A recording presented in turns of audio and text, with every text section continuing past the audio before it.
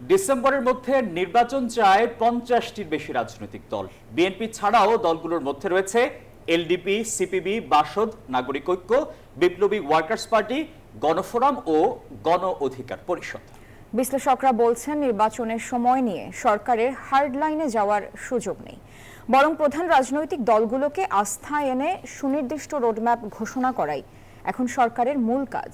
শাহ আলী জয়ের প্রতিবেদন।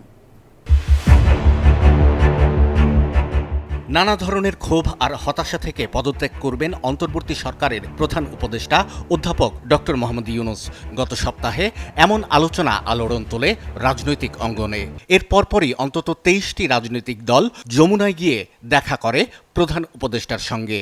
বৈঠকে বেশিরভাগ দলেরই দাবি ছিল সরকার নির্বাচনের সুনির্দিষ্ট রোডম্যাপ ঘোষণা করবে।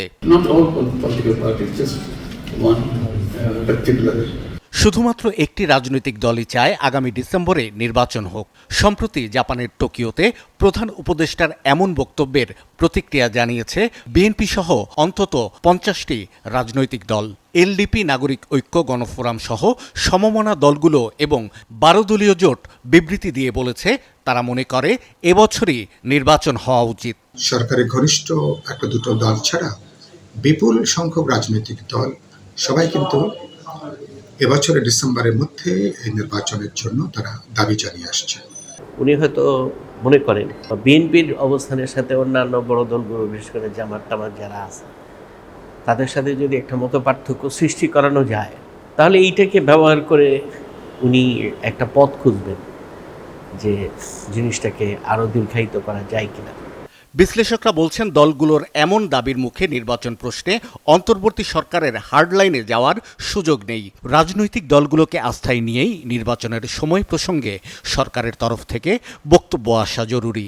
খেলাটা খুব বাচ্চা সুলভ খেলা হয়ে গেছে। উনি যেটা করতে চাচ্ছেন সেটা যে রাজনৈতিক দলগুলো বোঝে না, সেটাও আমার কাছে মনে হয় না। তিনি খেলে দেখবেন আর কি, যে খেলাটায় উনি জিততে পারেন কিনা। আমি মনে করি যে এই সরকারের নৈতিক জায়গাটাতে হার্ড লাইনে যাওয়ার কোনো রকম সুযোগ নেই, বরং আলাপ আলোচনা মাধ্যমে বিএনপি সহ সব রাজনৈতিক দলগুলোকে কনফিডেন্সে আনতে হবে, তাহলে কিন্তু সরকারের সফলতা সম্ভব হবে।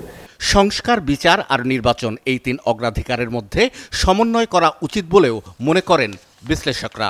সংস্কারের যে আলোচনাটা, এটা কিন্তু একটা গোলকধাঁধার মধ্যে পড়ে গেছে, এবং গোলকধাঁধাটা কিন্তু রাজনৈতিক।